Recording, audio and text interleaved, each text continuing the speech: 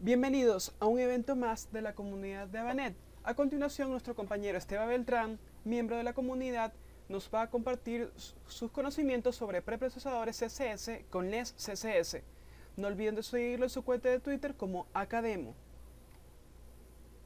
Para no perderte cualquier evento de la comunidad, no olvides suscribirte a nuestra cuenta de YouTube como Comunidad Avanet y buscarnos y seguirnos en Facebook y en Twitter como Avanet. Sin más, damos paso a nuestro compañero Esteban. ¿Qué es un preprocesador? Es un programa separado que precompila o compila, interpreta el texto que se escribe de cierta manera, una especie de pseudo texto sobre algo, y que finalmente genera la versión final de ese algo. En el caso específico de CSS, lo que vamos a hacer es escribir un CSS que de una u otra forma se ve un poco más lógico a lo que es el CSS normal. Si han trabajado alguna vez con CSS, siempre han tenido frustraciones acerca de hacer ciertas cosas específicas, la parte en la que se repite demasiado el código para hacer, por ejemplo, el estilo de una lista. Entonces el procesador te va a dar una forma de escribir esas cosas de una forma más fácil, y finalmente cuando se compile o se interprete a CSS puro va a salir como si lo hubieras escrito CSS normal. Entonces un preprocesador toma ese texto que escribiste de una forma específica y lo muestra y lo genera finalmente como debiste haberlo escrito normalmente. También existen preprocesadores para JavaScript y para otros lenguajes, y han escuchado de CoffeeScript, que es algo muy parecido, pero en este caso vamos a hablar específicamente de CSS. Entonces, ¿qué es un preprocesador de CSS? Convierte una sintaxis de CSS específica de cada preprocesador y lo convierte en CSS que el navegador puede que cualquier navegador puede interpretar, cualquier navegador que respete estándares de CSS. Claro, no es incompatible con ningún navegador porque finalmente lo que estás escribiendo es CSS solo de una manera distinta. Pero si tú miras el código final que genera el preprocesador, es CSS normal, tal como si te hubieras matado las manos escribiéndolo línea por línea. Así que, ¿qué preprocesadores existen para el CSS? Tenemos el CSS, que es el que les voy a hablar específicamente en esta conferencia. Está SAS, que es la inspiración del SSS. Alexis Siegel creó el SSS inspirado en SAS, que fue uno de los primeros preprocesadores para CSS que se escribió para Ruby on Rails, así que está escrito en Ruby, e inicialmente el SSS estuvo escrito en Ruby. Ahora está escrito en muchos lenguajes para muchas plataformas, casi cualquier plataforma de lenguaje web. Estamos hablando de .NET, de Java, de PHP, JavaScript, Ruby, incluso Python. Así que van a encontrar un compilador del SSS para todas las plataformas web. Está CSS Crush, Turbine, que está específicamente escrito para PHP, Switch CSS, hay muchísimos. La diferencia entre cada uno de ellos es las facilidades que le da para cada tarea que necesita realizar. El SSS es mi favorito, puede que no sea el favorito de otros, y de pronto las personas que trabajan con Rails son fanáticas de SAS porque es bastante bueno, pero a mí personalmente me encanta el SSS. Incluso SAS ahora tiene una nueva estructura una nueva forma de escribirse en bloque, tal como se escribe el SSS, y estoy inspirado en la forma en que se escribe el SSS. Ahora, es muy bonito y todo, pero ¿para qué nos sirve? Como les decía al principio, uno tiene muchas frustraciones al momento de escribir CSS cuando está comenzando. Voy a mirar si... excelente. Hay algunos defendiendo a SAS. ¿Para qué nos sirve? Pues nos sirven para poder escribir el CSS de una forma más clara y no tener que frustrarnos cada vez que tenemos que escribir el selector de CSS 30 veces si estamos yendo hacia abajo en niveles, tener que repetir el mismo código que hicimos para el selector anterior, pero que le vamos a cambiar un solamente parámetro, digamos que es el mismo código que genera el mismo código, borde redondeado, pero la única diferencia va a ser que en vez de 4 píxeles de redondeado vamos a tener 5. Ese tipo de cosas nos ayudan los preprocesadores. En CSS no tenemos variables, no tenemos funciones, no tenemos mixins, no tenemos algo así como unas especies de namespaces, no tenemos nada de eso en CSS, y a los programadores que escriben CSS se ven bastante limitados y frustrados al momento de hacerlo. Si ustedes definen un color para cierto tipo de letra en un sitio y quieren cambiarlo después porque de alguna manera el requerimiento cambió, tienen que irse a través de todo el CSS, modificando cada uno de los hash en hexadecimal que significa ese color mediante todos los archivos, y si regaron el CSS por muchos archivos, va a pasarla bastante mal, incluso si usan una herramienta de reemplazar automáticamente. Características comunes de todos los preprocesadores de CSS: código organizado. Realmente es un código mucho más entendible, es mucho más lógico si lo vemos desde un punto de vista de programación. Tenemos variables, eso es increíble, es importante. Reutilización de código al máximo, operaciones matemáticas, funciones, comentarios de una línea, si sé que los comentarios de una línea siempre han sido algo que le hacen falta a uno. Y los mixing, que son colecciones de funciones para que hacen cosas comunes y que se usan muchas veces y sencillamente se parametrizan para que funcione. Por ejemplo, crear un fondo de grado, crear un borde redondeado, una sombra, una animación. Por ejemplo, ahorita en CSS3 podemos hacer transiciones, animaciones. ¿Cuáles son las ventajas específicas? Que el código tiene que ser que el código es más organizado, es más fácil de entender. Si tú ves un código en CSS, por ejemplo, o en otro preprocesador, va a tener mucho más sentido que si lo vieras en CSS puro. Los proyectos son más fáciles de mantener porque, dependiendo del compilador, pero hablando específicamente del CSS, tú puedes como repartir el CSS en diferentes archivos y hacer imports en el CSS principal, pero ese import no es el mismo import de CSS normal, que es el navegador haciendo otro llamado HTTP al servidor para que le dé otro CSS, sino es un import que realmente el preprocesador toma ese import del archivo, lo precompila y lo pone igualmente en el archivo principal y se lo envía completo al navegador, sin que el navegador tenga que hacer otra petición más para traer otro CSS. Así que eso nos permite tener una estructura de archivos hasta donde la cantidad de archivos que quieras manejar te permita y tu propio proyecto te permite. Y muy importante, la reutilización de código. Yo, por ejemplo, cuando trabajo con LesCSS, tengo un archivo Les que siempre uso, que son los mixins básicos que me permiten generar sombras, bordes redondeados, animaciones, gradientes y otro montón de cosas de CSS3 que son increíbles, pero que no puedo abarcar aquí. Las tengo en un solo archivito, cuando las necesito, lo importo y las uso, y es tan sencillo como eso, lo muevo mediante todos mis proyectos. Y si quiero hacer una actualización, sencillamente voy, me cojo la actualización que hice en otro proyecto, copio, pego, tengo todo mi código actualizado. Así que es muy bueno. ¿Qué desventajas tiene? Claramente, como es un preprocesador, ya no es el mismo CSS que estábamos escribiendo. En el caso específico del CSS, podrías decir que estás escribiendo LES, se escribe CSS específico, CSS puro, disculpen, pero no estás usando el preprocesador, no estás usando el poder del preprocesador. Así que técnicamente puedes seguir escribiendo CSS usando un preprocesador, pero debes aprender a usarlo si empezaste a usar las funcionalidades del CSS. Así que si estás trabajando con un desarrollador que solamente sabe CSS y él dice, no, es que quiero entrar al código de CSS para modificar un color específico, ya no va a ser tan sencillo como dice abrir el style.css y modificarlo ahí, porque ese style.css está generado por el preprocesador, no es lo que tú realmente escribiste. Así que esa persona tiene que aprender a buscar dónde está el archivo, cuál es la variable que representa ese color, cuál es el selector, cuál es el mixing, si es el caso que estás usando, cuál es el parámetro que debes cambiar. Así que en esas medidas es necesario que todo el equipo de desarrollo debe aprender a usarlo. Sí, si estás trabajando en un proyecto y decides usar el CSS, cualquier desarrollador que vaya a meter mano en CSS debe aprender a usar el preprocesador. Y una desventaja es que no vas a volver a querer usar CSS normal, no vas a odiarlo. Así que esas fueron mis diapositivas, mandó mi conferencia completa y vamos a echar código, que es lo que finalmente importa, ¿no? Comencemos con el CSS. Como les dije, hay muchas formas de programar en el CSS, muchos lenguajes soportados por el CSS, así que vamos a hacerlo súper rápido, no nos vamos a complicar con PHP, con Java, con Ruby, nada de eso, vamos a hacerlo simplemente con el motor de JavaScript. ¿Cuál es la ventaja del motor de JavaScript? Que nos permite agarrar y comenzar un proyecto de una. Solamente tienes que agregar un JavaScript, empiezas a escribir tu CSS y ya está listo. ¿Cuál es la desventaja específica de eso? Pues que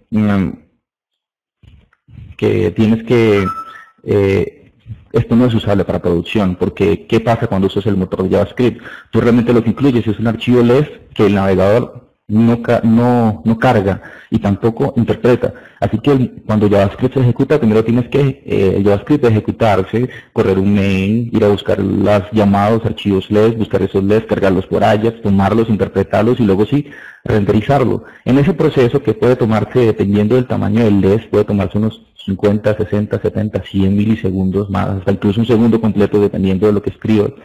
Vas a ver la página como si no cargaran CSS, así que el usuario no va a poder verlo, y dependiendo de la configuración que le pongas al cliente en JavaScript, puede que incluso lo veas en cada recarga de página. Así que no les recomiendo usar el preprocesador en versión de JavaScript para entornos de producción, pero sí para desarrollo.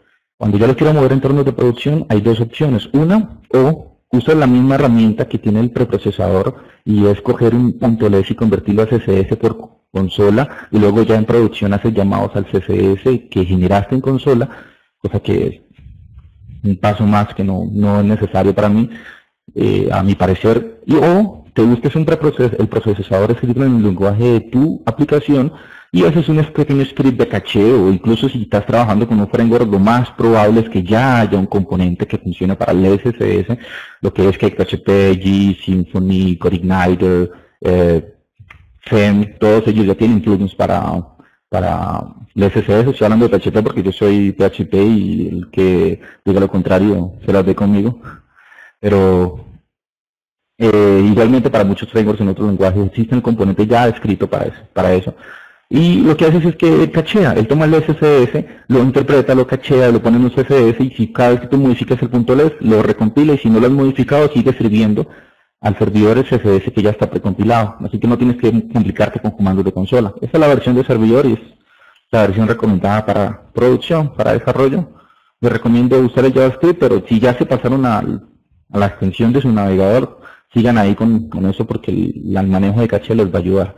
Yo creé un VirtualHost en Apache para esta conferencia, no es necesario. Lo creé porque Chrome tiene esta maña de no cargar archivos locales, así que si van a trabajar con Chrome, con el CSS en JavaScript, van a pasarla mal, porque Chrome no carga archivos locales por Ajax, así que o usan Firefox o se pasan a nivel de servidor. Entonces yo sencillamente creo un VirtualHost en una carpeta, pero finalmente van a verme desarrollando simplemente HTML, ¿sí? Entonces, vamos a usar HTML5. Por favor. Hoy es el problema de estar en un computador que no es mío. Lo que voy a hacer es sencillamente una lista. Voy a escribir un poquito más lento porque este teclado no es el mío, les dije.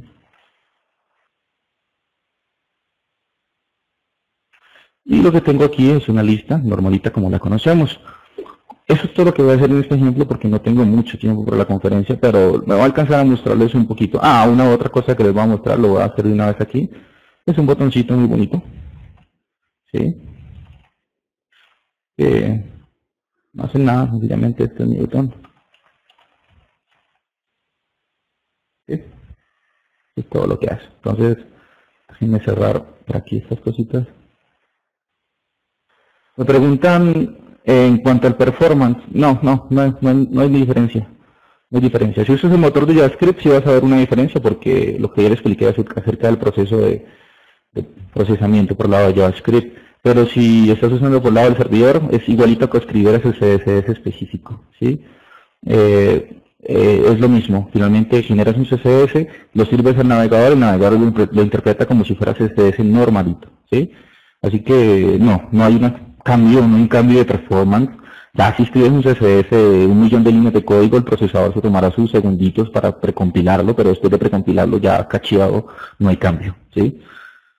Hay muchas formas de cacheo en cuanto a cuánto compilar y no compilar. Está la opción de compilar siempre que haya un cambio en cualquier archivo que esté importado, o compilar únicamente cuando hay un cambio en el archivo principal. Y eso depende de lo que tú quieras hacer. Pero el performance como tal, a nivel de usuario, no hay cambio. Es igualito a CSS normal. Porque ahora no les voy a poder mostrar porque no tengo tiempo suficiente, pero si les mostrara, al final lo que veríamos sería un punto CSS escrito igualito como lo veríamos. Aquí que Siguiendo el orden de ideas, aquí en la página del SCS lo que hice fue descargar la librería, aquí la puse en mi virtual host. Ahora lo que voy a hacer es tan sencillo como seguir las mismas instrucciones que nos da el sitio. ¿Qué hay que hacer para instalarlo? Muy sencillo. Primero tengo que crear un archivo .les, lo voy a crear, se llama style.les. Y lo voy a abrir con mi editor de texto favorito, en este caso Gini. Lo pongo en el head, bueno, HTML5, en realidad no importa el head o el body, así que lo voy a poner al principio. Y luego lo que tengo que hacer es incluir el JavaScript. ¿Sí? Así de sencillo. JavaScript lo ponemos al final. Esa es la recomendación. Pero aquí tengo mi les.css. Vamos a ponerlo así para que, ¿no? Y ahora vamos a ver si la consola lo que me dice. Dice les.do styles. Disculpen que me fue por aquí una S en este ladito. Si se dan cuenta, el link rel no es igual al mismo SCS. Es stylesheet/les y el type sí es text CSS. Y el href es con el les completo, ¿sí? Ahora, ya tenemos cargado, la consola nos sale vacía porque aunque el intérprete se ejecutó, no hizo nada. Ahora lo siguiente que voy a hacer es empezar a escribir mi les. Entonces, esto no es nada del otro mundo, es el mismo CSS, así que lo primero que voy a hacer es hacer que el body tenga su color de texto, voy a ponerlo, no sé, digamos que rojo, ¿sí?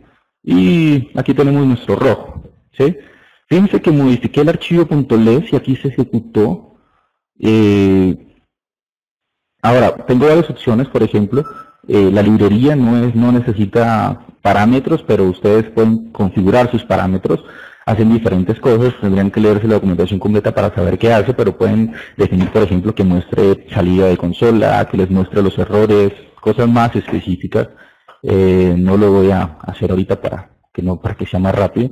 Entonces, si se dan cuenta, aunque eso es un archivo .les que efectivamente interpretó el compilador, eso es lo vemos igualito como si fuera el CSS, ¿sí? Así que en ese orden de ideas, el CSS lo podrían escribir todo normalito en este .les, igual funcionaría. ¿Qué es lo que voy a hacer? Vamos a hacer que esta lista se vea como un menú de esos horizontales, así que lo primero que voy a hacer es decirle que vamos a ponerle una idea a nuestra lista. No, dejémosla así, ¿no? Vamos a tener una sola lista, no me va a complicar tanto. ¿Cómo lo haríamos normalmente? Tengo un UL, ¿cierto? Al UL le defino unos parámetros, luego tengo un LI, el primer hijo del LI, y le defino otros parámetros. Y me faltó un nivel aquí que le voy a poner para hacer un poco más el ejemplo.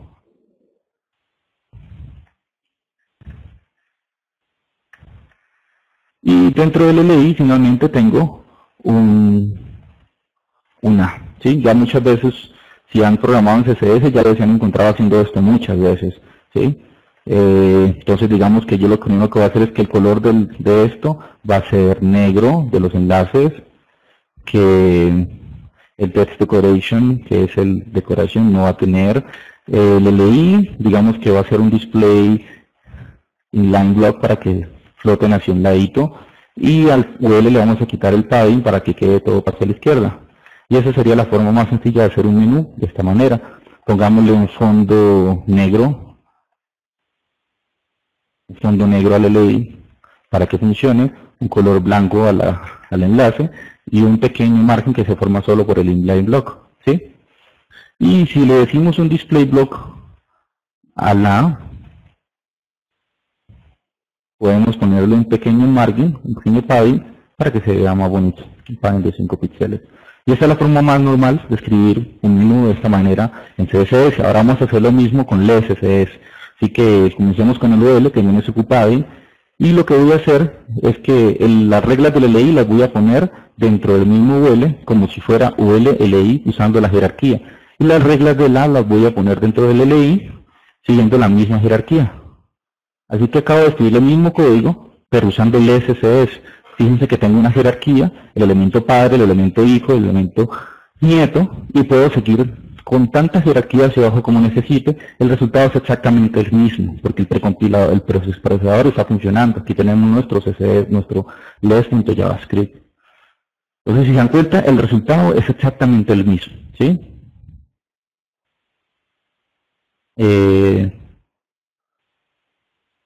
Vale, no veo preguntas, así que sigamos.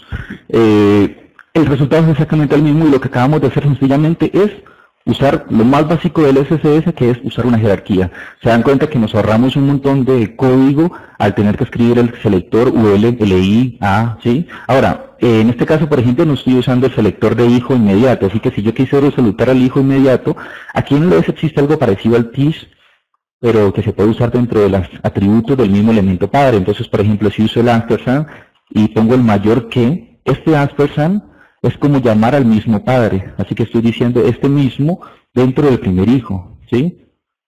Es exactamente lo mismo. Vamos a quitarlo para no complicar un tanto el asunto.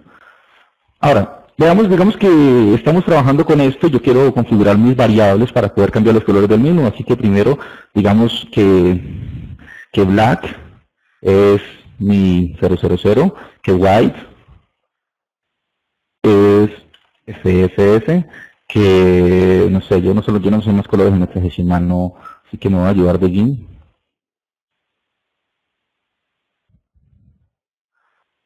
Digamos que tenemos un color azul por acá como este, tenemos un blue y tenemos un verde que es este. Si se dan cuenta, ¿qué es lo que estoy haciendo en este momento? Estoy definiendo variables en el SSS. ¿Cómo se definen las variables? Empiezan por arroba, nombre de la variable, empiezan siempre por letra, no por número ni símbolos, 2 puntos, valor de la variable. Así de sencillo. Así se define una variable en el SSS. En este momento esto no va a cambiar absolutamente nada porque no estoy llamando las variables. Aquí estoy recargando la página y sigue exactamente lo mismo. Así que ahora lo que vamos a hacer es empezar a definir nuestras variables. Voy a hacer un par de comentarios. Entonces, digamos, variables de colores. Ahora vamos a definir variables de sitio. Vamos a decirle a Jimmy que reconozca esto como CSS para que me ayude un poquito con los corchetes, porque el teclado que tengo no me está ayudando un poquito.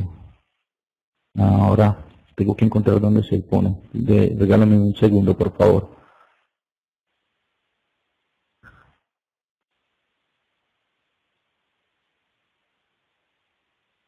Listo. Ahí tenemos. Ahora, digamos que vamos a ver las variables de menú. Entonces, digamos que queremos un menú background y que ese va a ser, en nuestro caso específico, el menú background va a ser black. Y digamos que el menú color va a ser white, ¿vale?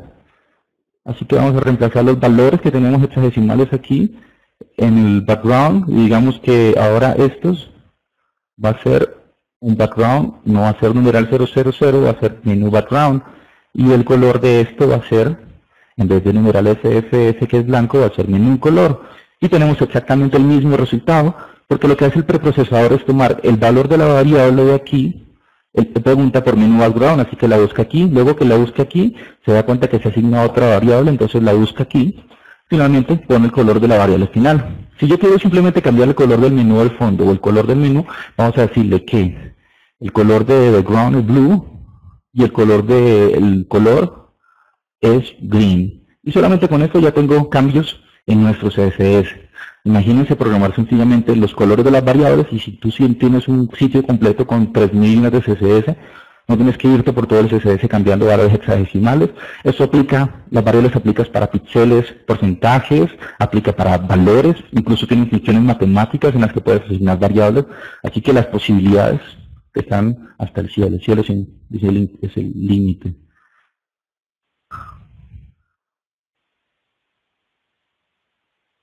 Bueno, Darwin, no sé si estabas un poco antes, pero nuevamente, este preprocesador estamos usándolo a nivel de JavaScript, pero cuando estamos a nivel de cliente, de servidor cliente, eso se preprocesa en el cliente. Así que sí, si lo viéramos desde el punto de vista en que cada navegador tiene que ir a buscar la variable una a una en cada ejecución de la página, claramente sería más lento.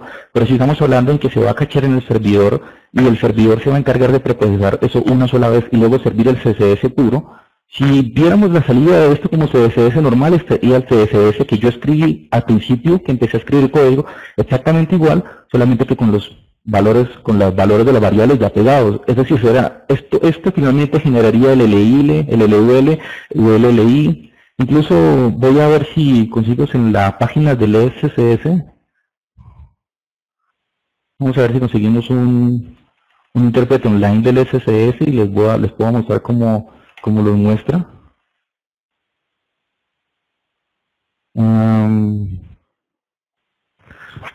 Finalmente tenemos el Lesify que hace todo lo contrario, coge SCS y lo convierte en el SCS, pero podría usar la interfaz de consola.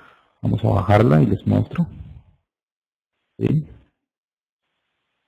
Es un archivito SCS, es este Plesk, ¿sí?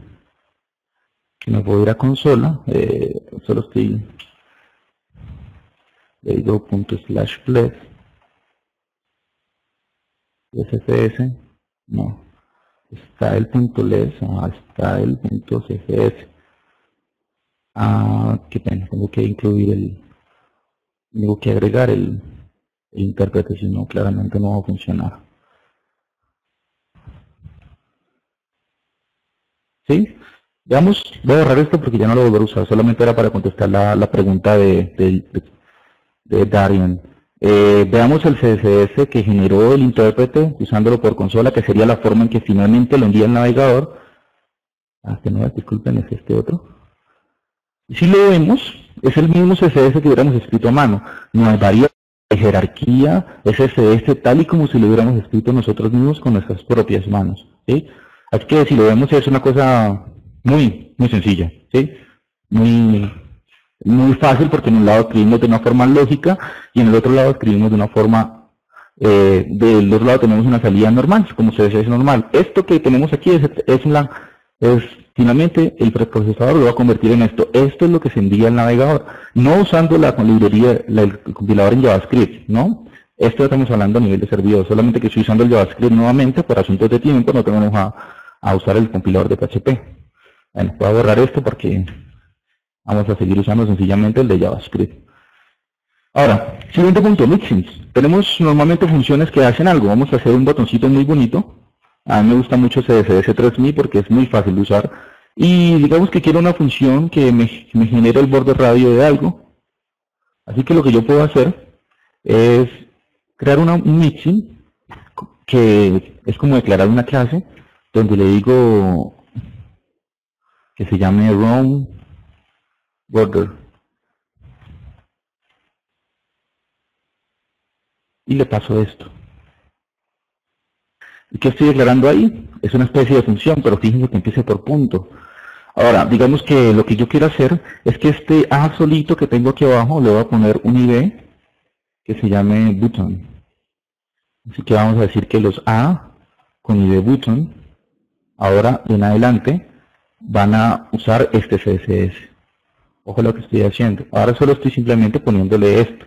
Esto en realidad, si lo ejecutamos, no vamos a ver nada distinto a lo que ya estamos viendo porque no tenemos fondo, no tenemos nada. Así que lo primero que voy a hacer es agregar otras cositas.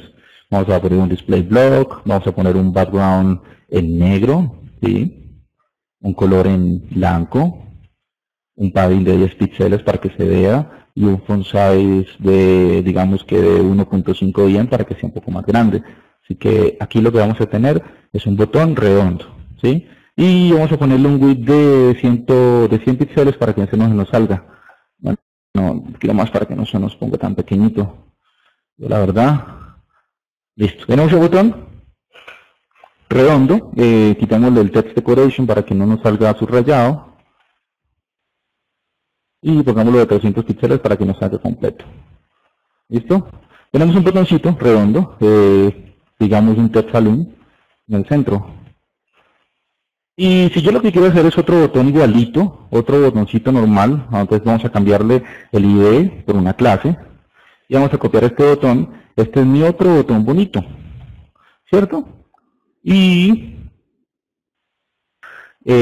vamos a poner, disculpa, no me equivoqué, vamos a ponerle un ID de botón 2.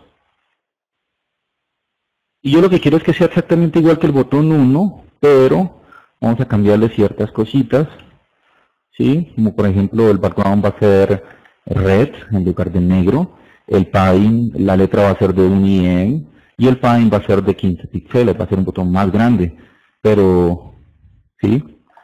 Aquí me equivoqué, aquí, ¿cierto? Digamos que este, como está ahí debajito, pues le voy a poner un margin top de 20 píxeles para que no se me pegue primero. Y estoy repitiendo una cantidad de código. Bueno, está bien, yo podría crear una clase botón, poner los iniciales y luego asignar la clase allá en HTML a cada uno la clase botón y luego simplemente poner por jerarquía, por herencia, y luego por cascada poner la clase botón arriba, luego definir las ideas específicas abajo. Bien, es mucho trabajo porque tengo que ir a modificar el HTML, ¿cierto? Si yo tuviera estos botones ya hechos en programación y estuvieran en 100 plantillas distintas, esto sería un dolor ir a agregarle una clase a cada uno. Así que la forma sencilla es que, ¿qué estamos repitiendo aquí? Estamos repitiendo todo este código, ¿cierto? Vamos a crear uno que se llame mi botón bonito. Lo que voy a hacer es copiar todo este código aquí, ¿sí o no? ¿Qué es lo que cambio yo aquí? Yo lo que cambio es el background y cambio el padding y cambio el tamaño de la letra. Finalmente el resto lo dejé igual. Así que voy a dejar aquí únicamente el background, el color, no, el color es igual, el padding, el tamaño de la letra y el resto lo voy a borrar. Y lo mismo aquí, dejo el margin top, esta es específico, dejo el background, el color es el mismo, el padding lo dejo, el font size y el resto es repetido. Y para ahorrarnos un poco de código, lo único que voy a hacer es llamar al mixing de mi botón bonito, ¿sí? Aquí me falta el punto porque si no, no va a funcionar. Y vamos a recibir el mismo resultado, pero ¿por qué no funcionó? Ah, ya, un punto y coma, eso falta. Listo. Entonces tengo el mismo resultado pero usando mixing. ¿Qué pasa? Cuando vemos a nivel SCS, yo voy a poder usar estos botones. Esto es algo demasiado específico, pero digamos que vamos a separar más esto todavía. Vamos a crear, digamos que yo soy un fanático de los bordes redondeados, así que los uso mucho. Así que vamos a crear un mixing que se llame round border. Y entonces voy a coger esta lógica del código del borde redondeado y lo voy a poner en round border. Y luego dentro de este mixing lo que voy a hacer es llamar al otro mixing. Y cuando yo quiera usar otro elemento, cuando yo quiera agarrar otro elemento que tenga borde redondeado, sencillamente llamo al mixing de borde redondeado. Sigo teniendo el mismo resultado. Ahora, no todos los bordes redondeados son de 5 píxeles, así que vamos a poner un parámetro que sea de 5 píxeles. Y en los parámetros de los atributos, yo voy a poder poner variables, así como lo hacíamos arriba con las variables normales. Y si llamo al round border, sin parámetros, va a tomar por defecto el valor 5x, ¿sí? Pero si le paso un parámetro, por ejemplo, que este botón bonito, en realidad tiene un round border de 2 píxeles, por ejemplo, me va a cambiar el tipo de round. Bueno, ahí no se alcanza a ver, pongámosle 20 para que sea casi un círculo, ¿sí? ¿Se dan cuenta? Pero el código sigue siendo el mismo, es un round border. Si yo después de esto lo que quiero hacer es que los elementos tipo A que están dentro del menú también tengan bordes redondeados, ¿sí? Entonces, disculpan porque aquí hay un error, ¿sí? En este caso tendría que mover esto acá, ¿sí? Puedo hacerlo y ya puedo, por ejemplo, en este caso pasarle 5 píxeles y aquí 20 píxeles. Estamos usando el mismo código para hacer bordes redondeados, pero solamente estamos haciendo un llamado a una función, si se pueden dar cuenta. Y estamos usando parámetros y estamos usando variables.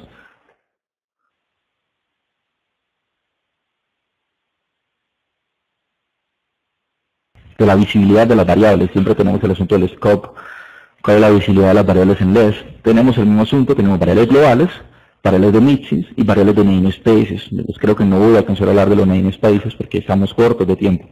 En el SCS ustedes pueden usar los prefijos que quieran de WebKit, de Opera, están escribiendo el mismo CSS con los mismos atributos, la única diferencia va a ser en que van a escribirlo de una forma diferente, ¿sí? O sea que alcanzo a echarle una revisada a más cosas del lenguaje, ¿cierto? Entonces, en ese orden de ideas, vámonos a las funciones matemáticas, que son una bacanería, funciones de colores, por ahora, ¿listo? Así que vamos a funciones de colores. Entonces, ¿cuántas veces hemos tenido que trabajar con este asunto de cuando paso por encima de algo y cambio de color, pero uno no sabe qué color ponerle porque no es diseñador y dice, no, pues debería ser un poquito más clarito, pero no sé cuánto. Y entonces uno agarra la paleta, coge el color y empieza a decir, bueno, digamos que más o menos por acá. ¿sí o no? Y va y copia ya en el over y lo modifica. Entonces vamos a hacerlo de una forma sencilla con el SCS. Ellos tienen funciones de colores. Así que en el A, actualmente, esto es un colorcito ahí. Vamos a ponerlo negro para que veamos más el cambio. Vamos a ponerlo aquí black, cambiando la variable, ¿sí? Y vamos a decirle is, dos puntos, over. Tenemos pseudo selectores, como se acaban de dar cuenta. Estoy diciendo que esta es la regla over del elemento A, ¿sí? El ampersand es un TIS del elemento al que se le están definiendo los atributos, ¿sí? Y le voy a decir que cuando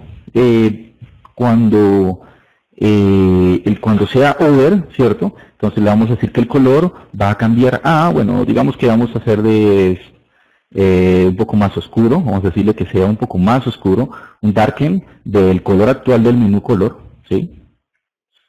Y va a ser más oscuro, darker no porque estamos en negro, debería ser lighten. Vamos a ponerlo un 10% más claro. Así que vamos a ver qué es lo que pasa. Puede que no funcione. No se alcanza a notar. Veamos un 30%. ¿Sí?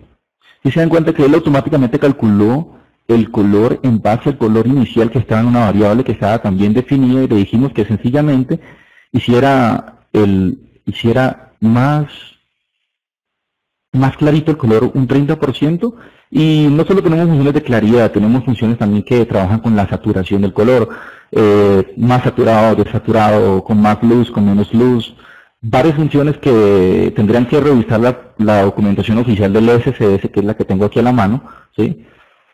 Y que ustedes pueden usar a voluntad, pueden usar incluso funciones matemáticas, ¿sí? Por ejemplo, ustedes definen, digamos que está nuestra, me pregunta, ¿cómo puedo escribir media queries en el SCS? No, igualito, normal, es igual que como estabas escribiendo los media queries.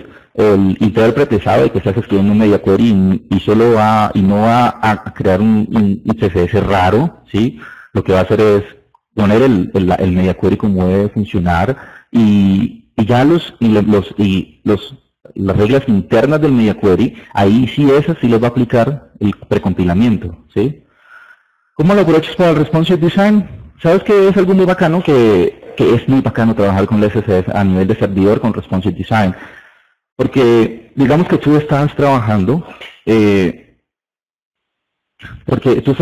con un script, digamos, hablemos en PHP, que es mi caso específico, con un script que detecta las capacidades del navegador que ingresa. Cuando coges y tienes en PHP, guardas una sesión con todos los datos del navegador, tamaño de resolución, tamaño máximo, posición de la pantalla, etcétera, etcétera.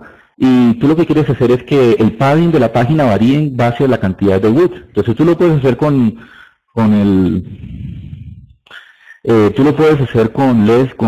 media query normalitos, haciendo el padding que varíe en cada cosa específica.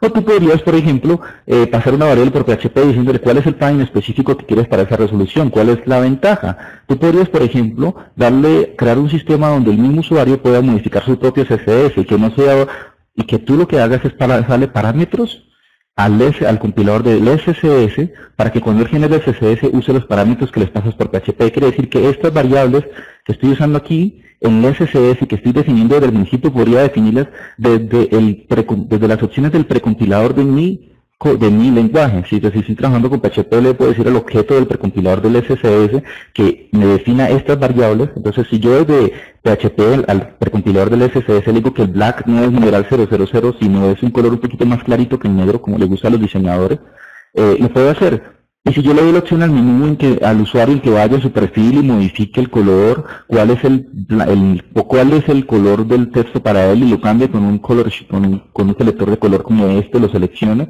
yo lo guardo en una base de datos y el preprocesador le digo, oiga, genérame un CSS específico para este usuario con estas variables, y ya tú se encargas de servir el CSS específico de cada usuario. Entonces, si pones eso como ejemplo, te imaginas lo que puedes hacer eso con las media queries y teniendo el control de poder tú mismo cambiar los atributos de los elementos en CSS del propio PHP sin tener que hacer mayor trabajo, tienes una cosa increíble. ¿Por qué usar LESS en vez de HTML5 y CSS? Pues, Tomás, no tiene respuesta, porque cuando usas LESS estás usando CSS.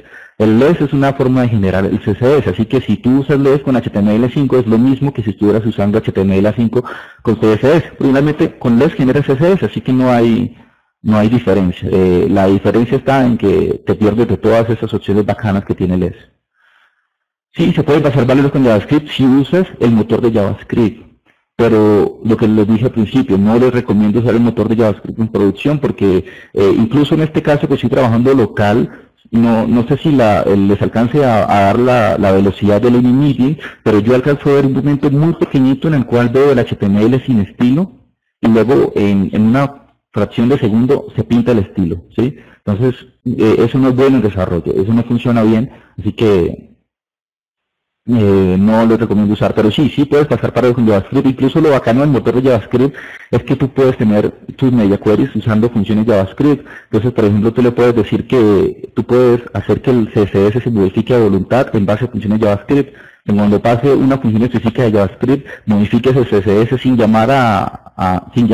modificar el elemento del DOM, sino modificando directamente el CSS. O sea que si tú modificas directamente el CSS, modificas todos los elementos del DOM que tengan ese CSS aplicado. Así que eso es algo muy bacano, pero sobre todo para el asunto de los cálculos de porcentajes de tamaños, tú podrías usar un media queries, hacerlo en JavaScript porque tendrían todas las variables de JavaScript que quieras y todos los funciones de JavaScript para modificar el CSS a voluntad, así que eso sería muy bacano, pero está la desventaja que eso no funciona en desarrollo. Lo recomendable es usarlo por servidor, no es la recomendación exacta, la recomendación es cachear lo que genera el precompilador. Ya si tú lo quieres generar por consola, como lo hice hace poquito, por ejemplo, lo voy a volver a, no, porque borré los compilador. Si tú lo quieres generar por consola y luego en producción hacer llamado al archivo que generaste por consola, bien. Porque entonces cada vez que cambies algo de LES vas a tener que volver a correr el comando para ir a pegar el archivo allá en producción. Ahora, lo bacano sería tener un script que se encargue de preprocesar eso automáticamente. Alex, eso lo es en cada implementación de LES, en cada lenguaje, eso lo tiene la documentación. Por ejemplo, en el caso de PHP hay una página del manual específica de muchas formas de hacer caché para LES. Y eso es todo. Muchas gracias por visitarnos. No olvides de suscribirte y de seguirnos en nuestras cuentas.